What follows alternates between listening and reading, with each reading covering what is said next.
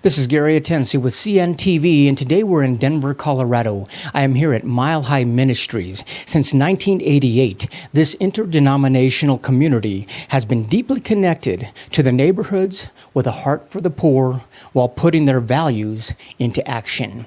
I am here with Jeff Johnson, Amy Jackson. Thank you so much for joining us here today. Let's start off a little bit about yourself. Roll back to 1988, latter part of the 80s. This really was a collaboration effort of many churches in the area, individuals. Share with me how this got started for you. Well, there was a church in Lakewood called Bear Valley Church that, even though it was in the suburbs, it was a church with a heart for the city and a heart for the poor. And the pastor there gave the people a lot of freedom to imagine and dream how their lives might be used to be blessing to other people. And so what came out of that was all sorts of creative and interesting community outreach that happened, and different ways that people were using their gifts, using their lives to care for others. And then other churches began to see what was happening and say, how can we become part of that? So a group of pastors came together, began to vision and dream, and from their friendship together, this group of pastors, the idea to create Mile High Ministries was born. I mean, this is a faith-based organization. Centuries ago, we were taught, be it the old scriptures, the new scriptures, that basically an active concern for the poor is something that we continue to understand. Do you feel that's still relevant today? Well, I sure do. To me, that's one of the best ways to understand God's heart, is to be with people who are not just poor, but vulnerable, marginalized, and oppressed. We just learn something about ourselves, even in that kind of experience, but we certainly learn something, I think, about the heart of God. Absolutely. I mean, they say a stone that's thrown into a pond, it really has a rippling effect. We can truly see that here in this organization. This has really been, since the beginning, it's been an incubator, a launching pad for so many more ideas. Many organizations that have found their start here and went on to basically independently grow. Are those past successes something that you enjoy looking at? Yeah, it's fun for us to see different people working around the city and know that they had at least part of their roots here in Mile High Ministries. And so even now, we're helping organizations get started and then launch out to operate independently, doing different things. We've got a social enterprise program called the Mile High Workshop that, for example, that provides jobs for people that are really difficult to employ, people who are struggling with addiction, or maybe have recently been incarcerated or homeless. It's difficult for those folks to find jobs and to begin to find some financial independence. So the workshop employs them, trains them, and then helps them find jobs and some stability. So we started the workshop 4 years ago, and now we're spinning it off to operate independently. That is exciting, always expanding. I mean, the first 12 years really were dedicated to the Capitol Hill area, downtown Denver. You've now expanded across Denver Metro into many neighborhoods. The Leadership Development Center, was that a big, crucial part to really bring it all together? Yeah, one of our mentors is a guy named John Perkins, who's from Mississippi. And John is the founder of the Christian Community Development Association. John came years ago and he said, you know, when you're working in lower income, higher risk neighborhoods, one of the most important things that you've got to do is invest your resources and your energy into indigenous leaders from the neighborhood. And we took that really seriously and began the Issachar Center for Urban Leadership. And that's been going about 19 years now, training up young leaders from neighborhoods at the heart of the city. And those young leaders, usually in their early 20s, they get a college degree. They earn a college degree during the time that they're with us. And then they are active in the neighborhoods that they come from, that they're serving in. So they're working with kids or serving in other kinds of community organizations. Let's get a little specific here about some of these challenges that you're dealing with day in and day out. A common challenge of those that are poor, not only centuries ago, but even more relevant today in our great city of Denver, is that of housing, homelessness. When people out there are looking, individuals or families are looking for stable permanent housing. Share with us how transitional housing, that of the Joshua Station, has been able to help them. Sure. So Joshua Station is another one of our programs that was created to help address some of the housing issues that we're seeing in Denver specifically.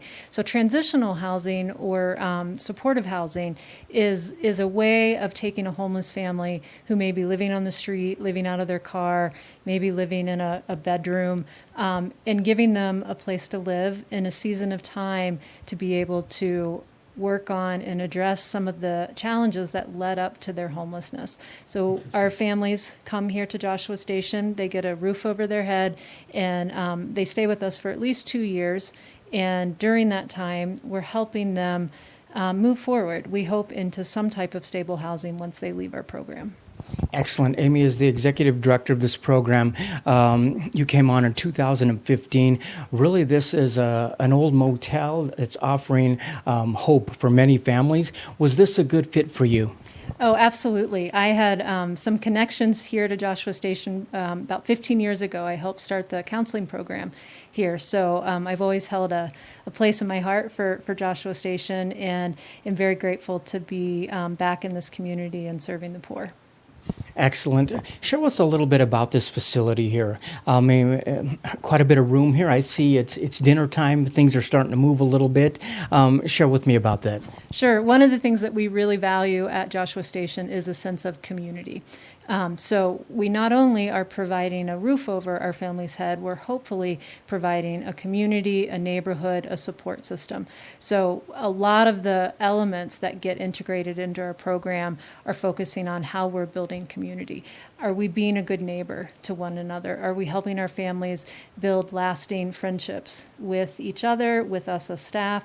Because we know one of the problems with homelessness is that families become so isolated and their support systems fall away. So we want to provide an environment where our families are able to integrate back into some support systems. So our space is really designed to foster that sense of community. So we have a community kitchen, we have a community dining room, we have play areas, we've got a large community room where we do dinner together once a week. So that's actually happening tonight. So some of the buzz that's going on around here right now is people getting ready for dinner. So basically, like they say, it takes a village to raise a family, raise a child. That's something that you experience right here. I was married, and I have violence in my marriage, so I had to run away. That's why I come here. Joshua Station open this place for me and my kid. I started with Jamlock, the lawyer. So that one, they showed me this place, the abdica about move here, and that's why I came here. When I moved here, they told me something about it, but I was in really deep depression because all the domestic violence, all the circumstance for my kid, I don't know where place to go, and was really a bad situation. So I come in here just looking for a safe place.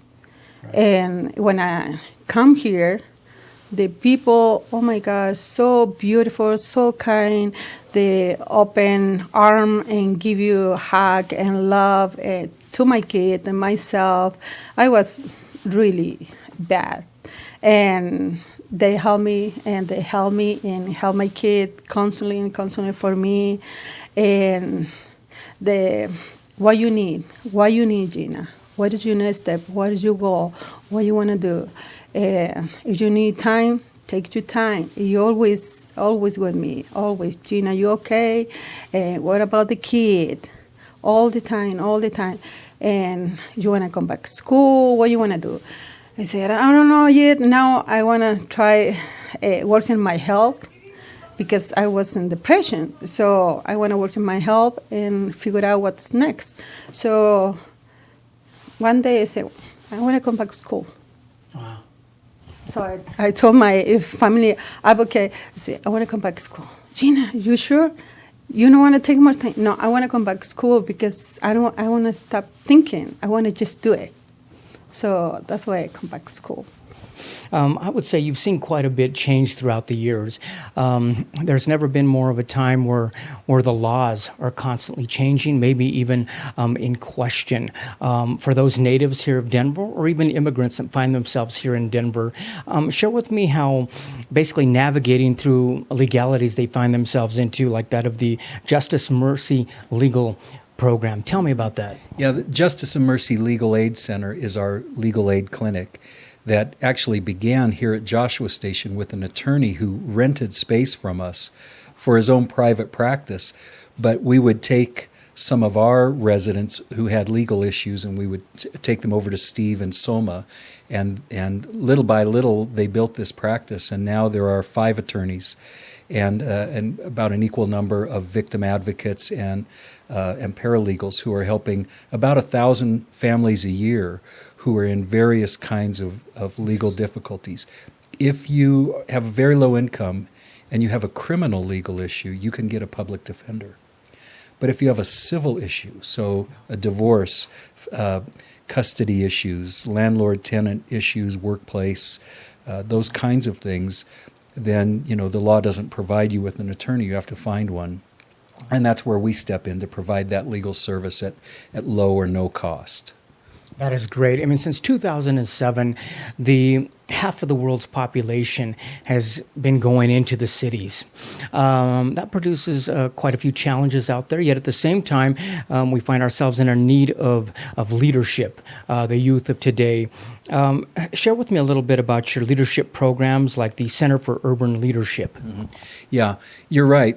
Our world is really changing right before our very eyes, and it's actually one of the most consequential changes in human history as people across the world and here in the United States move to cities. And so we need to begin to understand neighborhoods, understand how cities work, and to find our place in leadership there. So that's what we do at the Issachar Center for Urban Leadership, is to help our young leaders understand their neighborhoods, the dynamics of neighborhood change, to understand how our city's changing. For example, right now we're paying a lot of attention to the dynamics of gentrification, as neighborhoods that were once really disinvested now have become very attractive for outside investment and for people moving to those neighborhoods.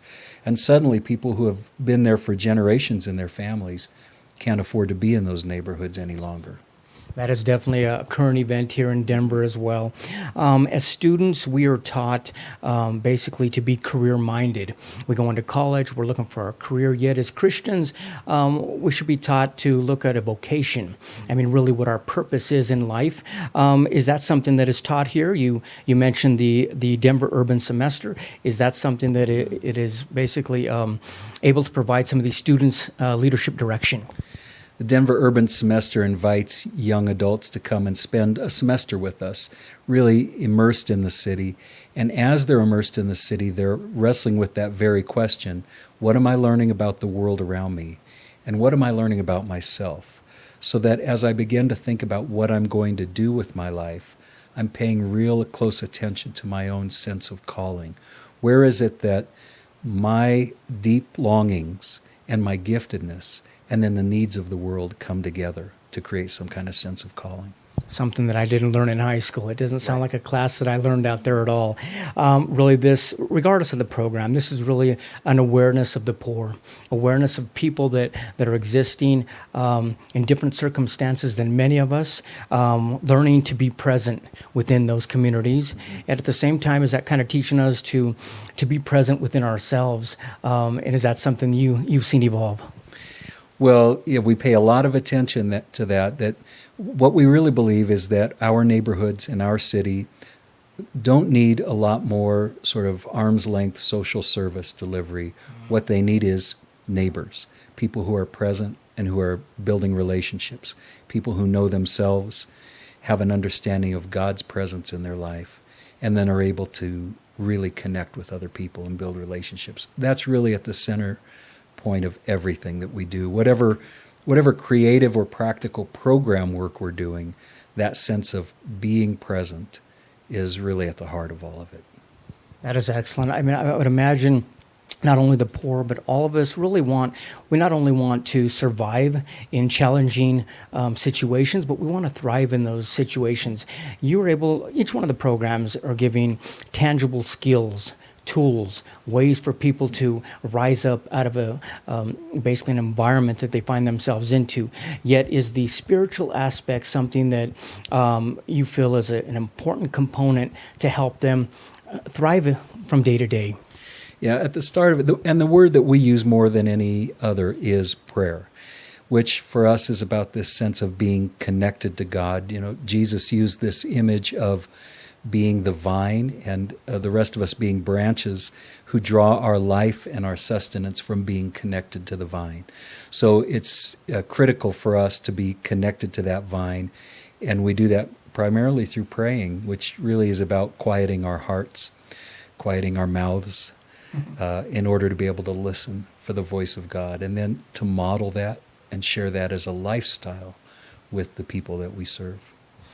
The vision has always been, since the 80s, to really genuinely be helpful.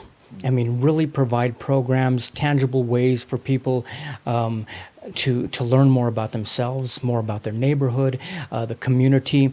For folks out there, basically through all the programs that are under one umbrella, there really is no excuse for somebody not to be able to get involved. I mean, the way I look at it. I mean, I see so many different programs that a person could get involved with. Is that exciting for you? Well, yes, and thanks for saying it that way. But I think you're right. There's a lot going on here, and there are different ways. Even tonight, as we were getting ready to begin the interview, we could see people all over the building that were helping out in various ways, preparing dinner, watching kids, helping us fix up motel rooms here to be able to be ready to receive families who will live here. So, yeah, there's a lot of ways for people to get involved. That is great. It's a community. It's a family. It's a family. Everybody worry about you. Everybody care about you. Whatever you need, they there. And I am from Chile. I don't have family here. Just my kid. Now I am single mom. Just my kid and myself. So I don't have any support. Right. So I come here and I say, wow. Just like you say, it's God sent me here. Just God fall. He do everything. He prepare everything. William here. It's because you see outside. You say, "Oh, what is that?" Because look, beautiful place. But if you go inside with the people, the kind, they set out your room. They set out your room with. I run away, so I have just the clothes with my kid. That's it. So when I come here, I have the bed for my kid. I have everything I need in the dining room, the dishes. I say, oh my God. That's what you need, faith. Because God moved everything. So you have to be prepared. The life is not easy, but you know how to make it harder. So you say, okay, they offer something like this, or you hear a program like this, you going and keep calling, because a place like this is something I get really lucky with my kid, and I say, wow, that is something. I don't know how to explain, because I wasn't in shelter before. It's different, and the people always they help you, but it's not like here. They help you for the moment, whatever the month is, because usually it's 1 month, and later you have to find your place. Here, no, they help you find your place, and now I'm ready to graduate. So any moment, that's why I went to school. I go for massage therapy. I graduate from massage therapy. I have my license, and I do the program at Trauma Touch, so I can back here and help other people that come here. Viewers, let's take a look at the bottom of the screen right there. What you're going to see, first of all, is the website. This is an organization that began back in 1988. You can learn more about the vision, see the team right there. Many ways to give back as well. I mean, monetarily as well as donating your time. Check them out. They let you know what's happening here as far as the events going on. They've got a Facebook page as well. Quite a few ways that we can come together as neighbors and basically help those that are less fortunate in regardless of many different ways. Let me ask you this, as a nonprofit, and all the nonprofits that have launched off of this, they exist by the community helping out. I see many ways for them to get involved if they want to donate their time, volunteer, but from a monetary standpoint, credit card, bank transfers, estate planning, one-time donation, ongoing, are these all ways that you try to make it easy for people to be a part of the program? For sure, and I think our website does make it pretty easy for people to do that. There's a lot of different ways to give and a lot of different reasons to give, but really it's about responding generously to whatever God is doing in a person's heart. Yeah. Even in kind, if you've got an automobile or things like that you can donate, obviously important. What about we have youth out there that want to do their part. Maybe they want to become part of a leadership program or maybe intern here. What is the first step for them? Well, they can reach out to us through our website. And here at Joshua Station, we do have a volunteer coordinator, Heather, who can interact with them and talk about different possibilities for kids to get involved. We do have a lot of youth groups who come and help out with different projects around the building and that kind of thing. Excellent. As Christians, we are called to help out those that are less fortunate than us. But really, at the end of the day, this is really about human to human, like you say, not arm's length, but really being a friend, being a community member, supporting people around you. Just being there sometimes is a support that a lot of us don't have, that are out there on the street trying to raise a family. Has this continued to be rewarding for you? And are you somewhat amazed at how you've seen it evolve? Well, when we began Mile High Ministries 30 years ago, my thinking was I really knew very little about the city. I really knew very little about much of anything, but I wanted to be helpful and thought this would be a good place for me to learn a few things, and maybe I'd spend a year helping out with this project. Well, it turned out to be my life and my work, and I'm so grateful about the way that God has invited me to be involved in something that would, on an ongoing basis, be shaping my own character and my own lifestyle. Excellent. Amy, you mentioned before that you had kind of a special place for the organization even before you got involved. Now that you're a part of the team here, is it exciting to see the community come together? And have you met a lot of people that have touched your life, I imagine, as much as you've touched theirs? Absolutely. One of the things that I love about working here is the relationships that we build with each other, our coworkers. We all share some type of common faith and sense of spirituality, and we journey together and support each other in the hard work that we do as we walk alongside our families that we're here to serve. And so that's just a unique experience that I don't think you get in every place, every job that you have. And we have so many stories to share. You're going to hear from one of our families in just a little bit about what she has experienced here at Joshua Station. That is exciting. Last time, viewers, let's take a look at the bottom of the screen right there. What you're going to see is the website. Once again, basically, if you're looking for some nonprofits that you would love to donate to, donate your time to, you will definitely find them here. This is an organization that began back in 1988. It was a collaborative effort between churches that really started in a Lakewood church and has expanded pretty much neighborhoods across the Denver metro area.